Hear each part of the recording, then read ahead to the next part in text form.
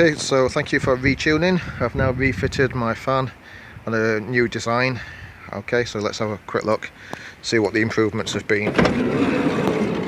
Okay, the first improvement, which some of you highlighted last time, was the use of the straps. This is now a 5-ton strap, so 500 litres, half a ton, with 5-ton ratchet straps holding it down. It's going nowhere. To hanky it on, rather than messing about changing all of this now, I've put these brackets on. They hold a payload of 600 kg. Okay, so 600 this side, 600 on the opposite side. Base plate, and also underneath. So again, this is going nowhere. Okay, on my previous video I showed how this was insulated, and I also showed the temperature of the water. I also showed I've got a pump inside that refills my trolley system. Okay, this is generally where I am my waterproof coat for the days when it turns out raining. I need to pop it on. Okay, so my water now feeds directly around my tank onto this setup. So we'll just go to the other side of the van and we'll have a look, see what it's like. Okay, so you can see it's a much tidier system.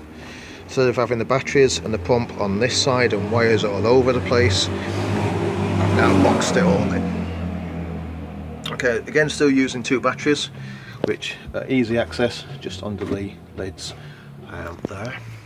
Shore flow pump I put in front of me, a little bit easier. When you're refitting these things, make sure you connect it up with the fuse. I didn't, and it's quite costly.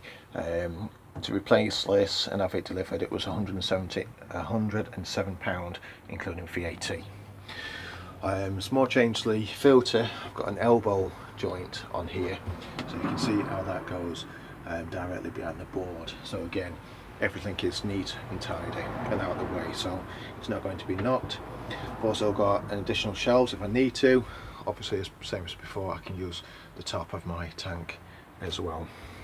Obviously still got the toolboxes. Okay, the motor, I did try it at the back, however I do like it at the front, so I'm going to keep it put.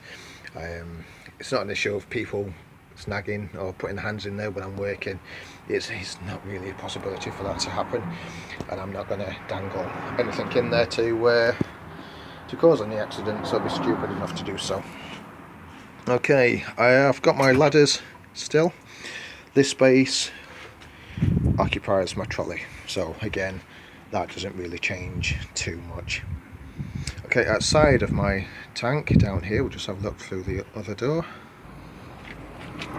Toolbox.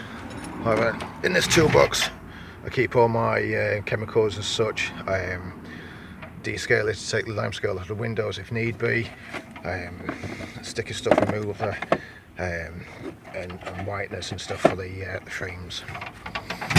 So that's where I keep all of that. Again, out of sight, and U-bic and other bits and bobs just down the side of the tank. Okay, back to the rear of the fan. Why have I kept my hose wheel central? Okay, the reason for this is when I'm working, especially at a distance, I'm able to obviously go to the furthest point, pull out the hose, come back to the fan, and because it's central,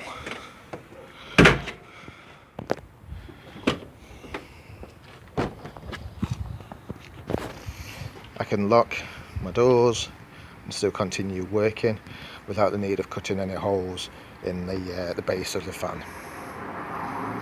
Okay,